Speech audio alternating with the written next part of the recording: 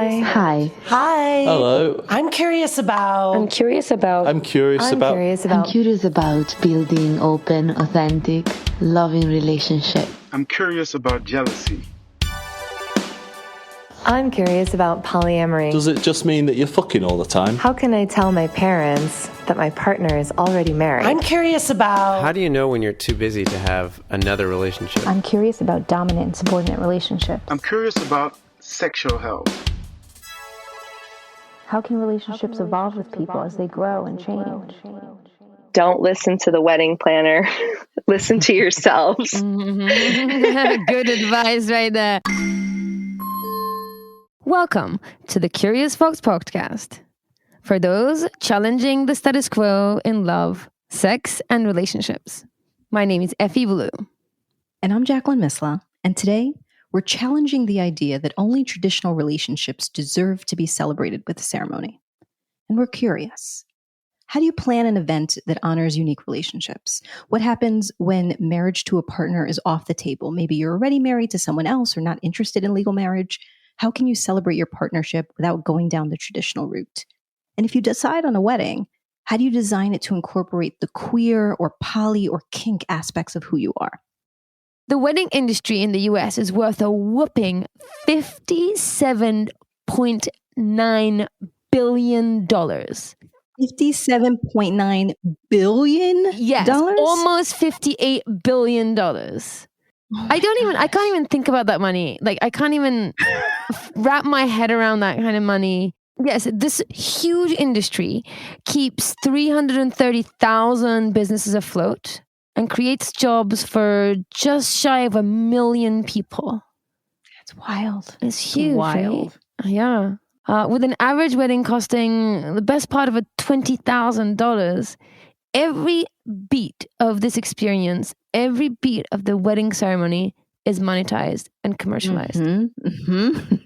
Yeah, from books for inspiration to planners for organization and the endless mood boards detailing every inch of the experience that at some point you're likely to pay for. Besides all of that, you have to balance family tradition and cultural norms and, keep up with the dedicated social media accounts and the TV shows and magazines telling you the latest trends. There's just a lot of pressure. And create your own media accounts, create your own website. Yes. You have your own IG where people follow, where they can get the details. It's a big deal, Effy Blue. Yeah, wish lists and this platform and an invitation platform and all sorts of things. With all that, all up in the air, all focused on one day, there is a lot of pressure. And knowing your story, you've gone through this a few times. I've had 3 relationship ceremonies, each more non-traditional than the last. Married twice, relationship commitment once. So first time it kind of wasn't untraditional. So I was 5 years out of college, met my ex-husband. We'd been together 5 years, and he got down on bended knee in October. And our 5-year anniversary was coming up that March. And as soon as he did that and I said yes, I was like, we're getting married on March 1st because that was our 5-year anniversary. I was dedicated to make that happen. And so we decided to do a destination wedding. We did it in Puerto Rico. That's where my family is from. And so we did it to incorporate some culture into our ceremony, but also with the hopes that a lot of people wouldn't show up because they would have to travel there, except for the fact that everyone wants to go to Puerto Rico. Yes. And so almost 100 people ended up showing up anyway, which is not at all what we expected. But that was really fun. And we did, because it was destination, we had different events at the hotel and we coordinated charter buses to go to different places. And he and I got married in the town square where my grandmother grew up in Puerto Rico. And then we took a bus to another part of Puerto Rico where my grandfather is from and did the reception there. So that was fun and a lot of work. And I got the bride magazines and I got, but I went to Staples and did the invitations myself. Like I didn't have, I had a wedding planner for Puerto Rico because I wasn't over there, but most of the stuff I did on my own. Second time out, I got married. And again, it was very different. We got married at the Carousel in Brooklyn Bridge Park. I've seen your photos. The Brooklyn Bridge in the beautiful. water. And we did it in the morning, and then we went to go have brunch afterwards. Nice. And we only invited family. And so there was about 20 people there. And that was something, again, that I initiated. My wife probably would not have gotten married otherwise. But I was like, no, this is the thing that I want to do. And so we did. And I got a white dress, but it was just like a regular white dress from a store. And it was wedding-esque. It was wedding adjacent. That's what I would say. And for that particular one, we thought, we don't need a wedding planner. Like, I can do it all on my own. I think I can do everything on my own. And then partially the way through, I was like, I cannot do this on my own. I cannot. Yeah. Yeah. So I reached out to an old high school friend of mine, Marissa Flores, who is the founder of Event Ninjas. And she was amazing and fantastic. And like her thing kept growing. I'm like, can you just help us with the chairs and maybe your microphone? Actually, can you do that? And, but also like the catering, snacks. And then actually, can you coordinate? And by the end of it, she was just running all of the things. Nice. And so we really tried to choose vendors and work with partnerships with folks who would get us and what we were looking for. We worked with the Chosen Family Law Center, which is mentioned in the conversation today, which is founded by Diana Adams, who's done workshops for us. But we specifically work with them for that reason. And so again, try to move towards non-traditional as much as possible. And then about 2 years ago, I had a commitment ceremony with my partner. Can't get married. I'm already married. And so we decided to plan something on our own. The day that we met was New Year's. That's the day that we celebrate as our anniversary. And we got a fancy hotel room, and I got like a sparkly dress, and she wore a suit, and we had candles, and we like exchanged words, and it was beautiful and intimate and focused on how we wanted to feel and experience each other that day. So yeah, so I've done it a few times, and each time try to make it less commercialized than the last. It's hard. It's so hard. It is. It's hard. And I think, and as I realized, that's why we need help. And actually, our guide through the conversation today is Ambyr D'Amato, who is a wedding planner and officiant who helps to create meaningful time for those who are celebrating a wedding or relationship ceremony. And in particular, she works with LGBTQ+, multi-relationship, multicultural families, and uses coaching and meditation to make the planning process less stressful, more joyful, and inclusive of all of those who are participating in the celebration. And she, I can tell you, is the right person for this. I've known Ambyr for many, many, many years. She's one of my closer friends. I'd say one of my closest friends. When I was spending more time in New York, we'd see each other regularly. We, at some point, lived together. So, I know her well, and I know how she is around people. And when you think about how stressful weddings are, you do want someone like Ambyr around you. And she is this so positive and calm. Exactly, exactly. And like organized and like problem solver, really sort of creative way of going about this. And, if there was a crisis, you just wouldn't feel it. She would just contain it in such a way and handle it in such a way that you wouldn't feel it at all. And I think, when she said she wanted to do this a few years ago and asked me if you think that would be a good path for her, it was a big fat yes. It would exactly be the right thing for you. And people who are working with you are blessed. And her approach to weddings is a bit like actually how I approach relationships in terms of the people that I work with. She just takes on those who want to challenge the status quo, who want to design celebrations, rituals, events that challenge the status quo, that really reflect their relationship and their design, and focuses on non-traditional setups. Yeah, she's amazing. I met her at We Did a Love Languages event where we had different stations, if you remember, and each station was reflective of a different love language. That was so much fun. It was a soiree. It was a soiree with the love language. Yeah, love language themed soiree we did. One of the last ones, no? Yeah, you can find out, and you can actually listen to it. Episode 5 is love languages, and we did a collaboration with Grown Up Questions, which is another podcast. And so I met her because she was in the touch area of the love languages party, and she was teaching people how to give massages to their partners. Yes, and that to me, like, that embodied who she is. it felt intimate, but she was coaching. It was calm and it was intimate, but she was still in it, but you were focused on your partner. Like all of the things and the ways that she showed up in that experience in that space, I imagine as a part of the wedding planning process.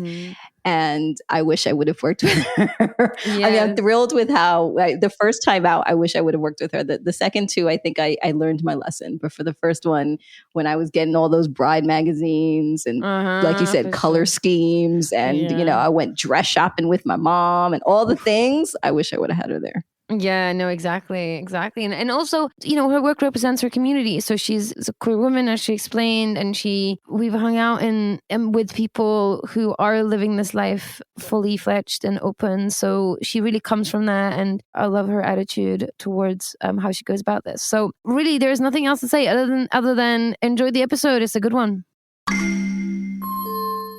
I do weddings for people who want something different. So sometimes what that looks like is multi-relationship. Obviously, in this country, only 2 people can get married, but sometimes people want other people that they're partnered with involved. I also do multicultural weddings. So, blending of different kinds of cultures and traditions. Sometimes people just want something that's not from brides.com. Sometimes people want something different for their wedding, right? Sometimes, especially with queer folks, people are interested in really bringing their own ideas and dreams to the table. And that's what I'm here for. Nice. Beautiful. I am curious about the most non-traditional ceremonies that you have organized. Well, the one that's fresh on my mind is the last wedding that I did this past October. One of the things, there's a couple of things that made it non-traditional. I'd say one of the things was that the couple really wanted to exchange their vows in private. They felt some kind of obligation to the family to stand up and do a ceremony and a ritual and kind of invite the family in. But they really, from the beginning, they really just felt like that was a personal thing for them. They didn't want to share their vows with everybody publicly. And so it was a young couple, one sort of femme person and one non-binary person. And what we did was we had a very short ceremony. None of the traditionals, do you promise to do all these things? And then we actually asked all the guests to put their phones away. So to create a moment of intimacy. And I kind of reassured the guests ahead of time. We weren't expecting this, but you get up there and everybody is standing there with their cell phones. So it's kind of we paid a lot of money for this beautiful photographer here. I promise she's going to take amazing pictures. And as soon as we're done with this ceremony, there's going to be this incredible Santa Fe desert sunset. So there'll be plenty of opportunities for you to pull your phone out then. But this ceremony is going to be super short. We invite you to put your phones away. So everybody put the phones away. We did the ceremony, and then people did indeed have all this time for these sunset photos. But while people were up there taking photos, hanging out, there was music, the couple just went back to their room, and I had some food there for them. And they just sat in their room and ate snacks and shared their vows privately with nobody else. And it was just what they wanted. They told me later it was just what they wanted. So another interesting non-traditional thing we did there was they were like, look, we just want to have a pizza party with our friends. But the family wanted options for food, and they wanted to not have pizzas just delivered to the place where we were having the wedding. So even a pizza party can be dressed up to be something that the couple wants to share, but to kind of find a way to make everybody happy. Another non-traditional wedding that I did a couple of years ago was in Mexico. And one of the people that was getting married is Jewish and the other one is Catholic. And they're also queer folks, and neither one of them are particularly religious, but their families are, and they wanted to have these kind of different religious traditions kind of mixed into the ceremony, also with their own sort of queer vibrance. So that was a really fun, non-traditional ceremony as well. Yeah. So I'm curious, you're doing a lot of awesome, interesting expressions of love and relationship and commitment as a part of these ceremonies. I'm wondering also, who do you tend to work with? Like who are the type of people, couples, mores do you work with? I mean, I'm happy to work with anybody, but I particularly love working with people who want to come to me with their own unique ideas and their own dreams, and maybe also people who feel like they don't fit into a traditional sort of wedding, to use your words, a status quo, right, of traditional wedding. I love working with people who are polyamorous or people who have open relationships. I love working with people who come from different cultural backgrounds. I love working with LGBTQ plus community and queer folks. I'm a queer woman myself, so I find that to be like a wonderful complementary, connection. Anybody who wants to design their own wedding journey or, commitment ceremony or anything like that. I thought about you about 2 years ago when I was having, it was my 1 year anniversary with my partner, and we wanted to do something to celebrate. And so we had to think really creatively about, well, what could we do and where could we go? And would it be just us? And would we invite other people? But then we'd have to explain it to other people. And, what would I wear? What would you wear? And so there was so many details, and part of it was fun, but part of it was stressful. Just like a real wedding. Exactly. Yes, exactly. So I'm wondering if you can give folks some ideas if they can't get married or do not want a wedding ceremony, if you can give folks some suggestions around non-traditional celebrations and rituals. Sure. I love that you use the word ritual. I think that really that's where the magic comes in. If you're not doing a quote unquote wedding, I think that really finding something that feels like a ritual, and that would be very special to the couple. Some people share a sandwich together and they say, maybe they're foodies or something. And they're like, we're going to eat this sandwich together and take silly, pictures or maybe no pictures. Maybe nobody's there. Maybe you have a ritual or a ceremony on a beautiful adventure together on a hike. Maybe you want your pets involved. So you have a small ceremony with your pets. Just like in weddings, people, not in every culture, but in many cultures, people exchange rings. There's like a ritual to exchanging this like physical thing, right? Or like in, Jewish weddings, they break a glass, right? There's often a physical thing mixed with a ritual that has some kind of connected meaning. And so finding a symbol to you and turning that into a ritual, I think can be a really connected and wonderful thing. I don't think it has to be stressful. I think it can be a very connected way to maybe put your relationship goals together. I know some people use like the Jewish ketubah, which is like a marriage agreement. Some poly folks that I know have used that as a way to simply put their relationship agreements on paper. And it's this, beautiful thing. It's you get artists to make it for you. And of course, some of those relationship agreements are likely to change, but perhaps you're putting the ones that are really important that are going to endure on this paper that you sign together. Maybe co-parenting agreements or co-parenting of pets agreements, or or just relationship agreements in general that you really want to keep, that will endure through time. And some people choose to write them down. Some people just choose to exchange them or to say them to each other. But really, it would be so personal for the people that are doing the ceremony, what that ritual would look like. Does that make sense? Mm-hmm. Can you share some examples of ceremonies that you've done with more than two people? Yeah, sure. So one ceremony, this was very fun. I feel like this also fits into your delightful podcast. The couple is polyamorous, and a big part of also their identity is that they're kinky.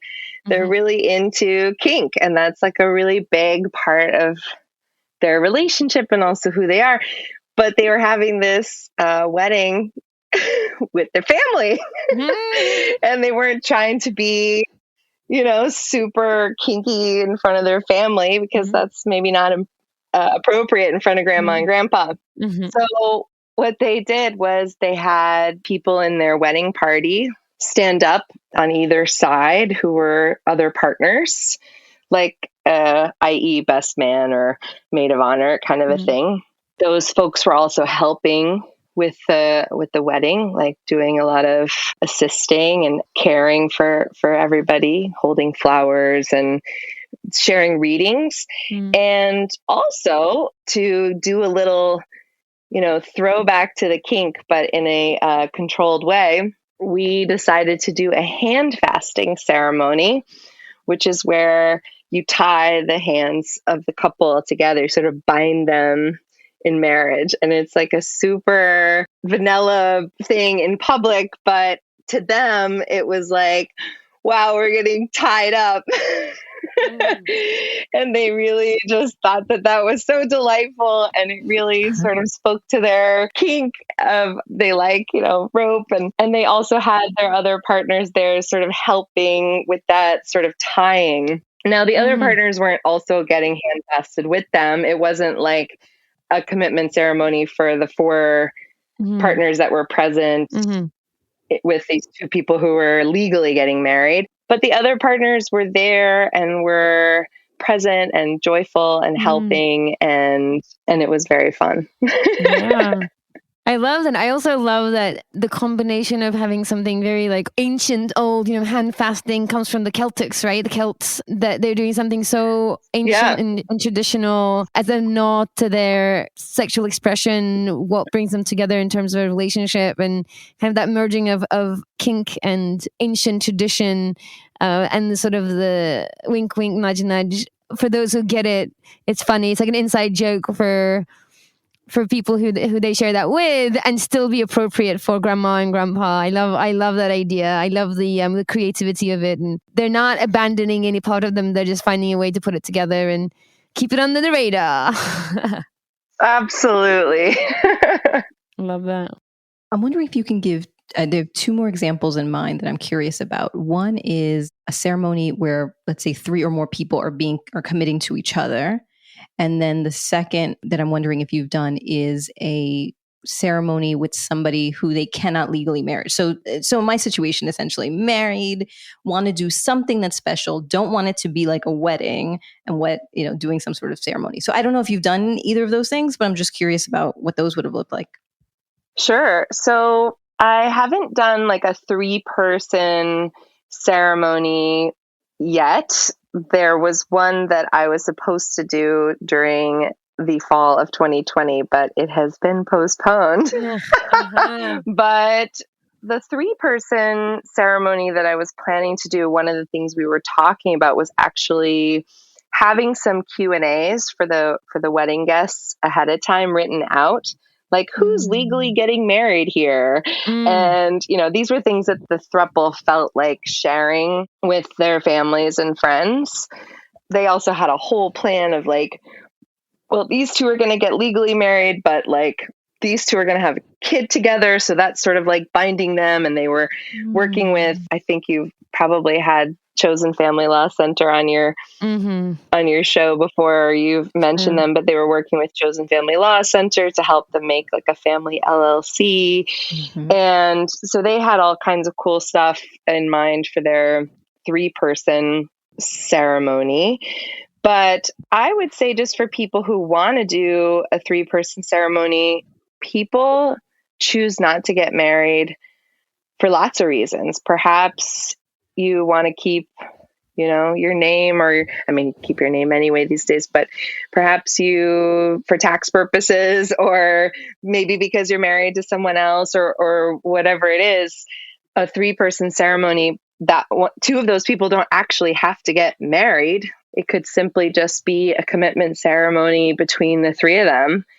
And I think that what's important is, again, that those people are designing it in such a way where it feels so beautiful and so special to them, and that they don't feel pressure from the status quo of having to do something like anything that the wedding industry loves to put pressure on people to do. Spend tons of money, it needs to look this way, these things need to happen, these things need to be said.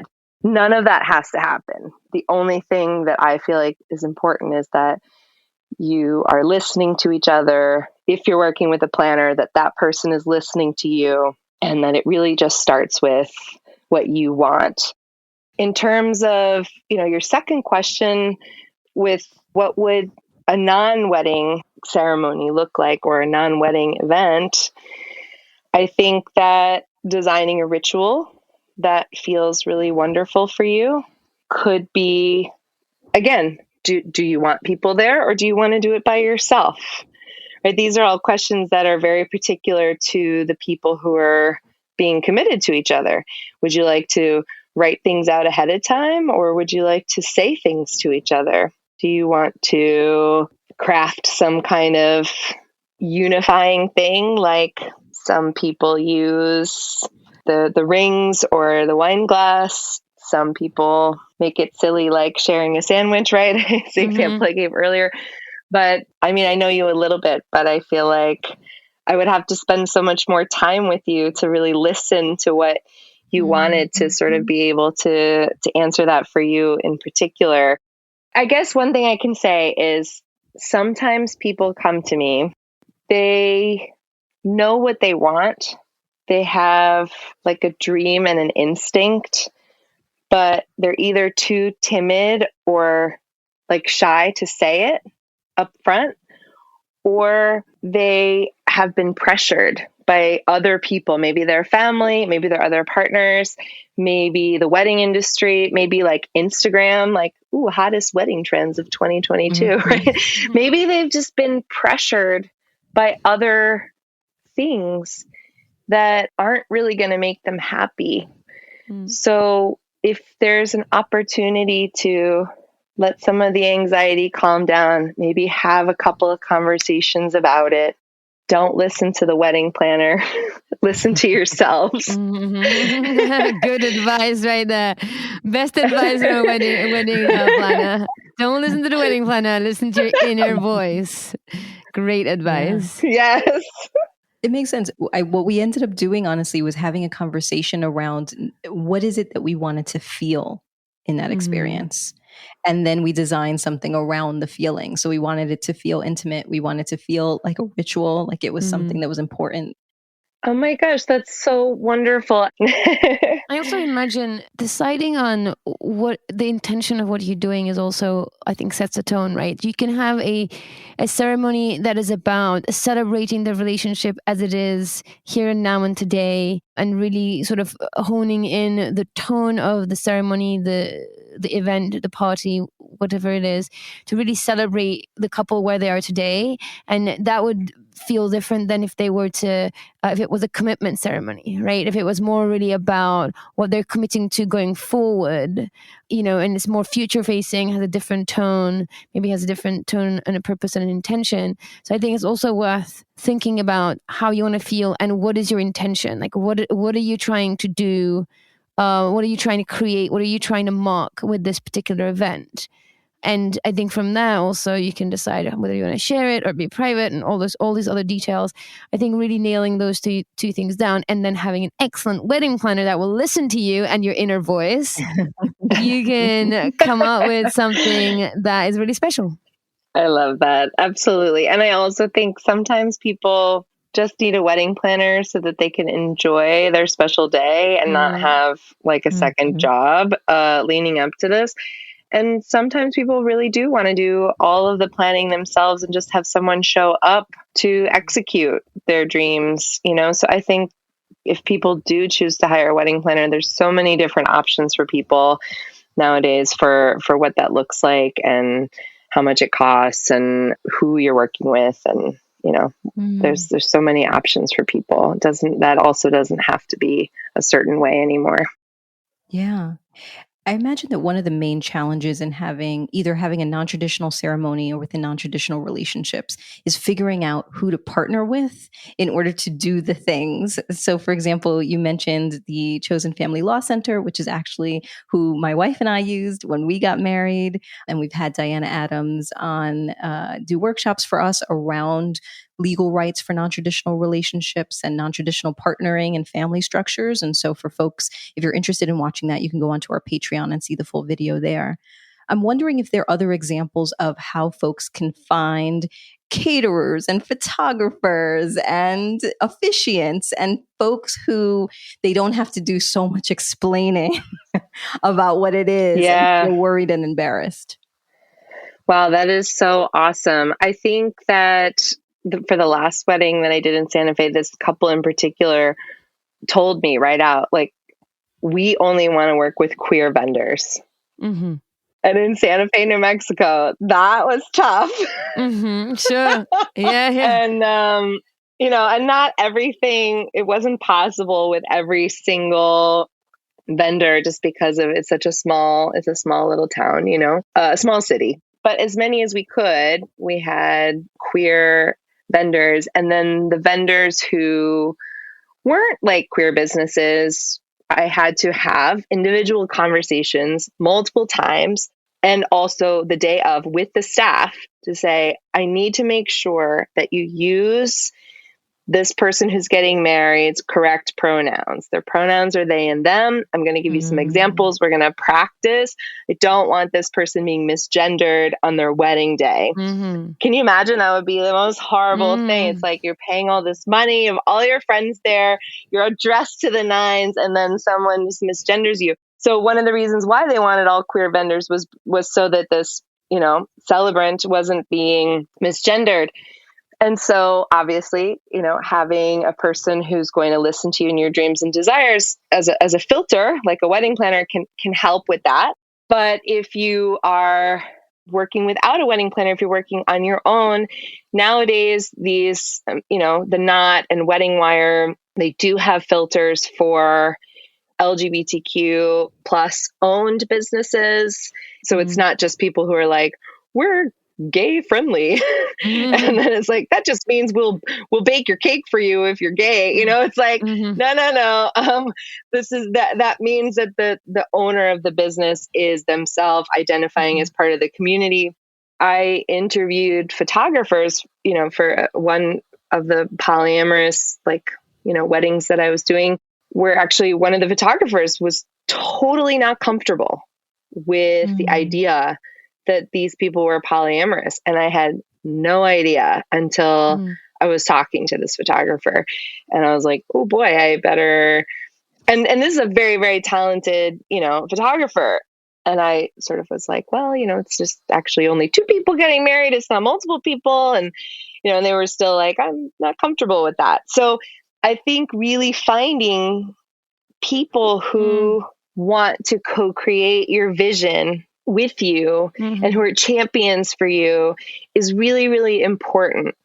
And that, I think, is done just with careful, can even be short conversations before you sign anything with those vendors, just to really make sure that they understand. If you start talking about pronouns and they're like, what?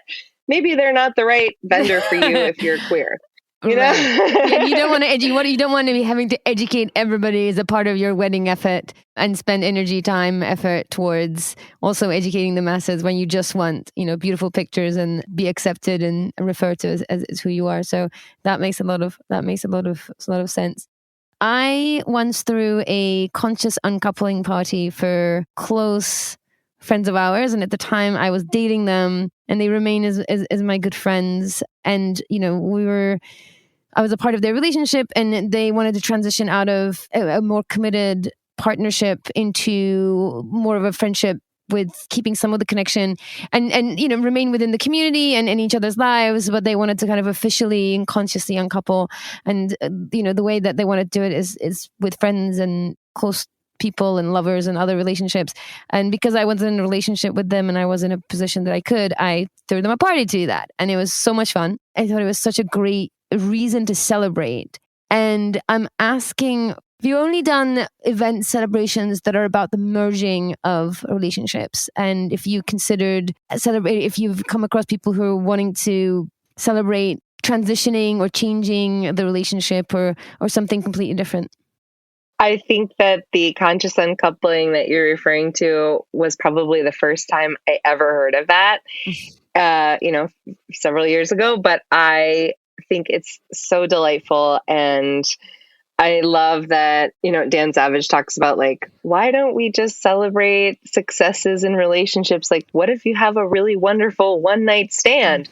That's a success. Mm-hmm. Like, you should celebrate it. Or like, what if you have a weekend thing with someone and it's amazing? Like, we should celebrate that. What, only successful relationships are you're together until you die? Yeah, right? Yeah, absolutely.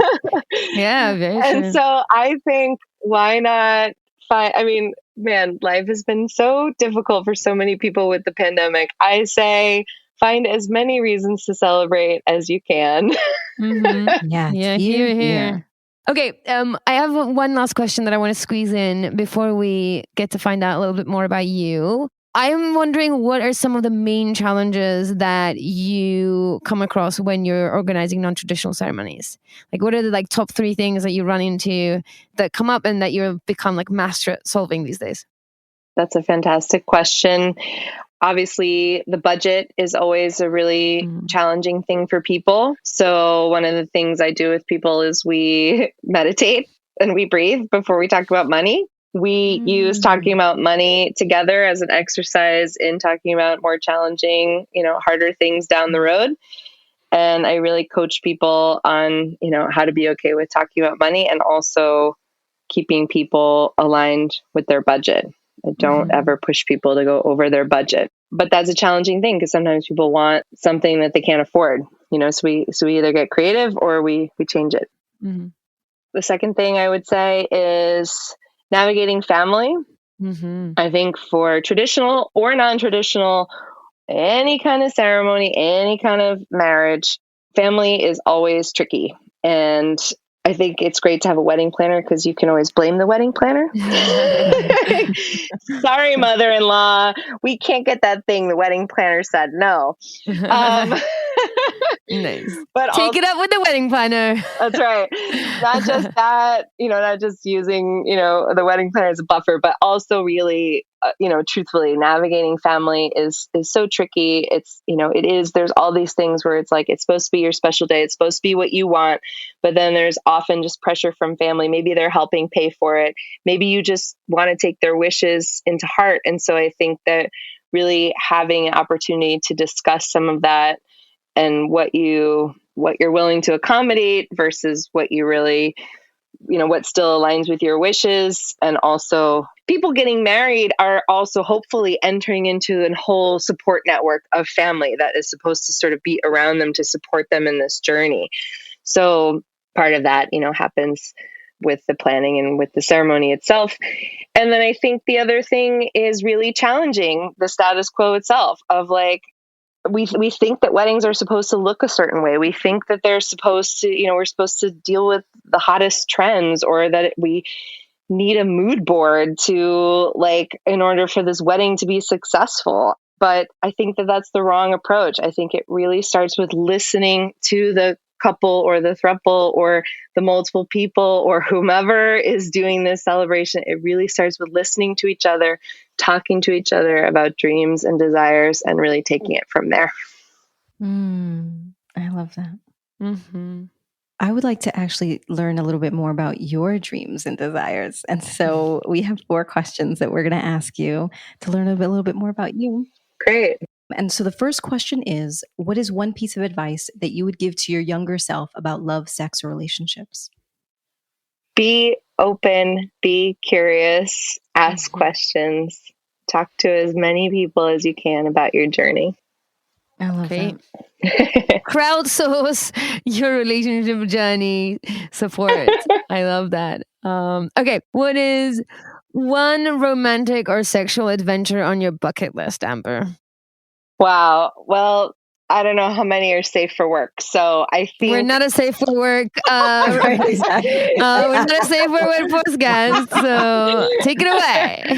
Don't hold back. I think that a romantic thing that I've been sort of dreaming of lately is I would love to see the Northern Lights. And so I think it would be really cool to take a partner to somewhere like to Finland or to Iceland and get in one of those like geodesic like glass domes and look up at the sky and see the Northern Lights. That's a romantic aspiration.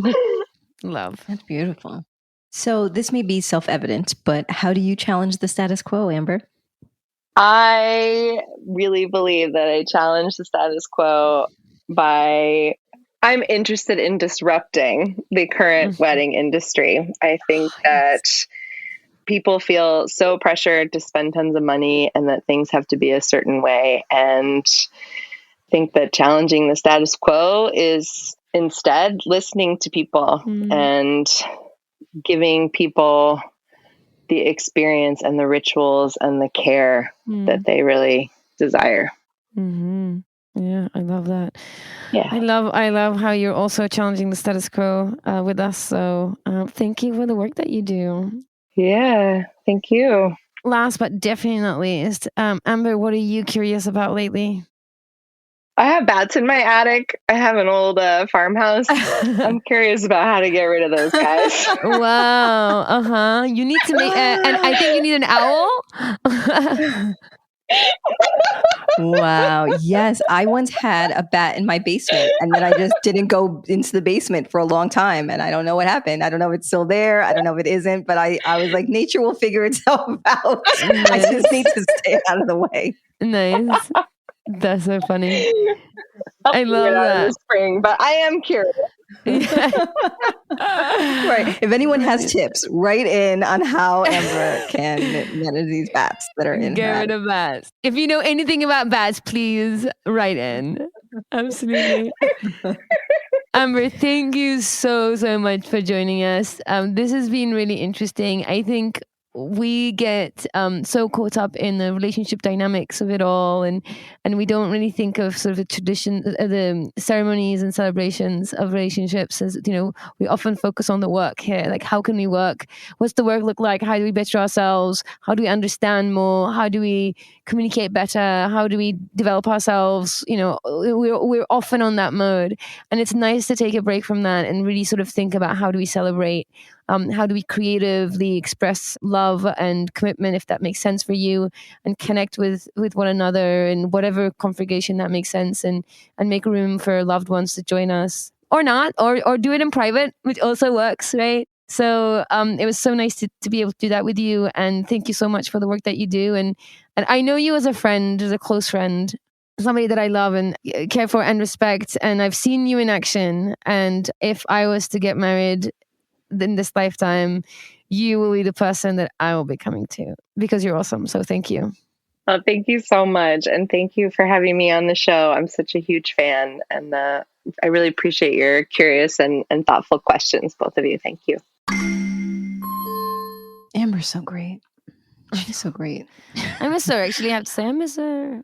Yeah, it makes me miss events. Like it makes me miss doing things in person. Yes. At some point when you're back in New York and we can all gather freely, then we should hire her to do like a Curious Fox celebration, like celebrating a rejoining of us and our community and all the foxes. Yeah.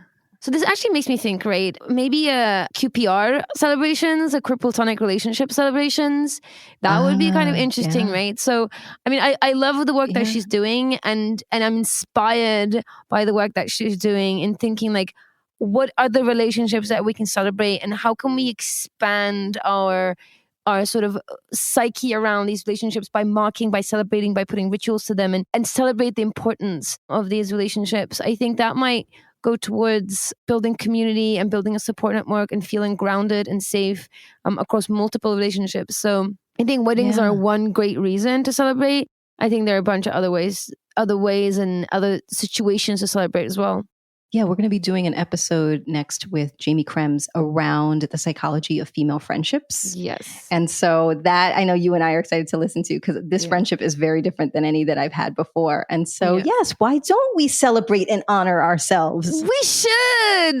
Totally. Yes. I think you're right. When I'm back in New York, we should throw a special friendship ceremony. I like that. I actually like that idea. Amen. Because like I mentioned in the conversation with Ambyr as well, I threw a conscious uncoupling party for dear friends of mine whom I was in a relationship with at the time. And we were in a happy, healthy, thriving relationship, the three of us. And they were dating way before I met them. And when I did, it was, it just clicked. And it was really at the beginning of my journey. And I talk about Jennifer as my metamour that really changed the way I think about relationships. And I often mention her when I'm talking about metamours. So it's a very special relationship for me. And she's still very much in my life. I love her. She has a very special place in my heart. And when she and our partner decided to uncouple, it just made sense that they celebrated and they had a party. It also reflected who they were as people. They were entrenched in the community, and we spent a lot of time socializing and partying, and that was the way that we connected. When they decided to transition out of a union into more of a friendship situation, they asked me, as at the time the closest person to them, to guide that celebration, that transition. And it was a delight. I was so excited to do it, and I was honored that they asked me to do it. And I was working through how at some point how counterintuitive it was. I was like, hold on, I love these people, and they are technically in the normie world breaking up. But I love the way that they were looking at it, and I love the way that we handled it, and I love how we celebrated it, and it really resonated with me. So I think there's a lot to think about there. Yeah, I wish I would have had that. When I got divorced, it was, as many divorces are, there were moments of contention, and when you're dealing with money and co-parenting and splitting of things and time. And now we haven't been together in 8-9 years.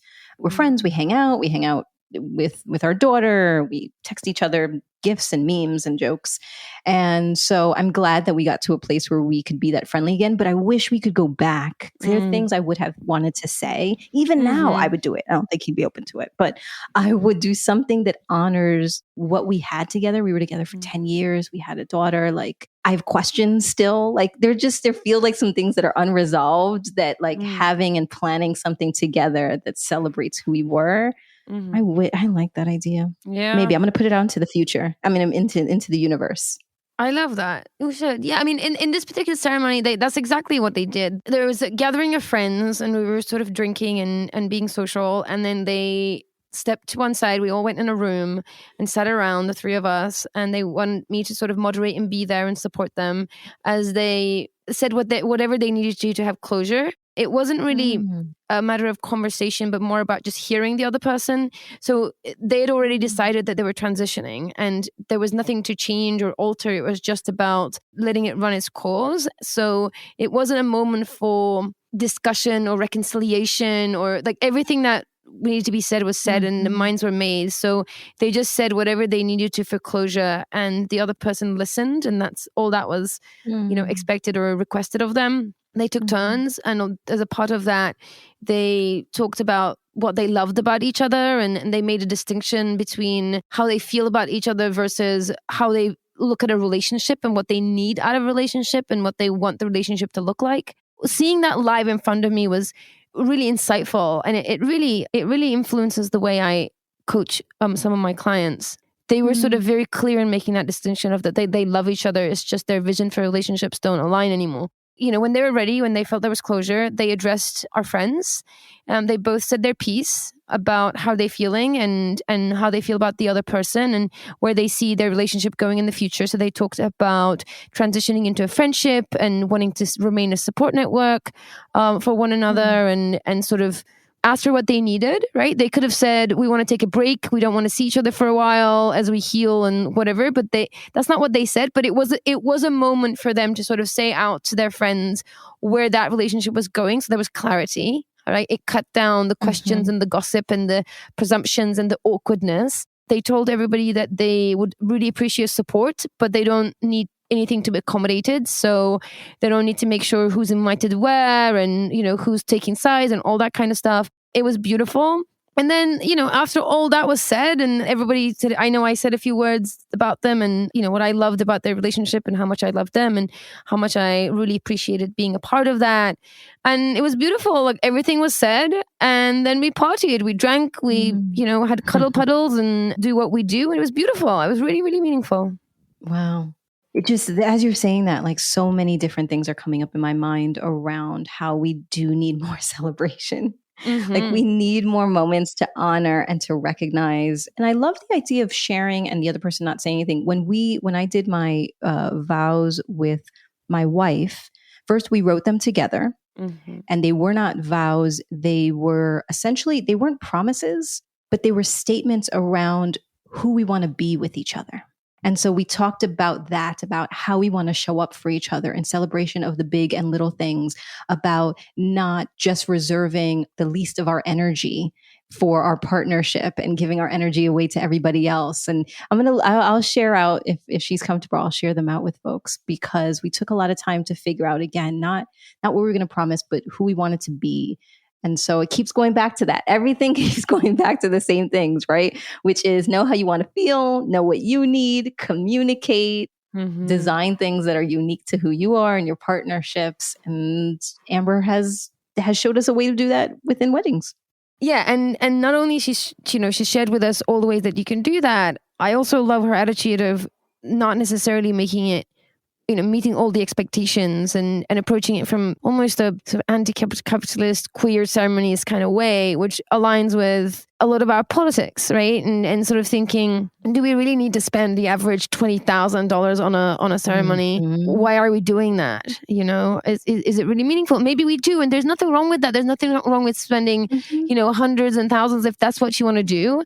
It's not a judgment on that. It is doing it because it's what you want to, rather than you think it's something that needs to be done, right? If it means, if you want to do a skydive into a waterfall and have an orchestra that meets you as you step out of your waterfall, like if you want to do that, great, do that. It is not a judgment on what you're doing.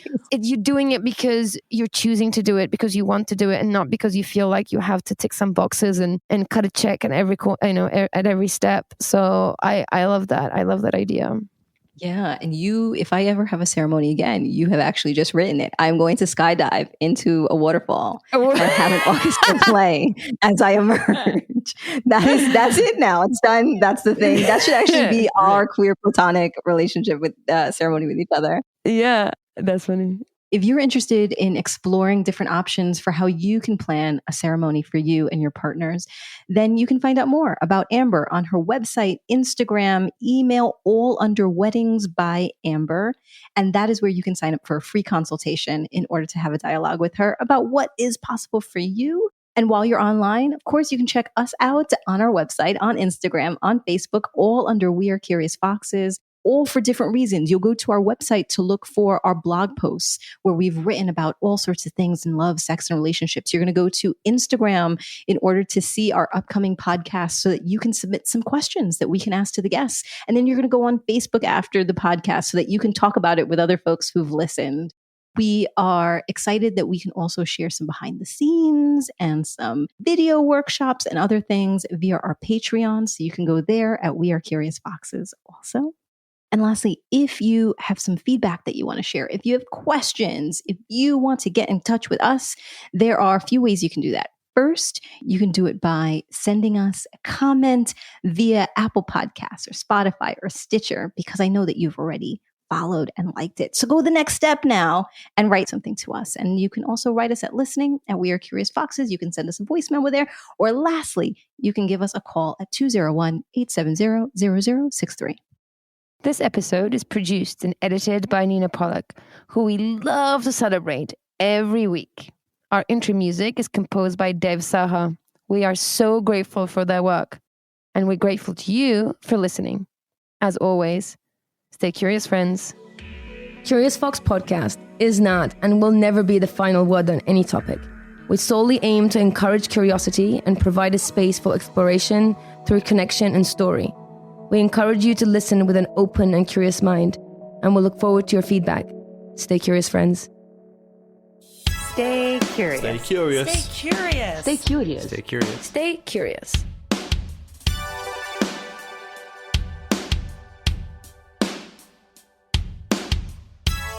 Stay curious.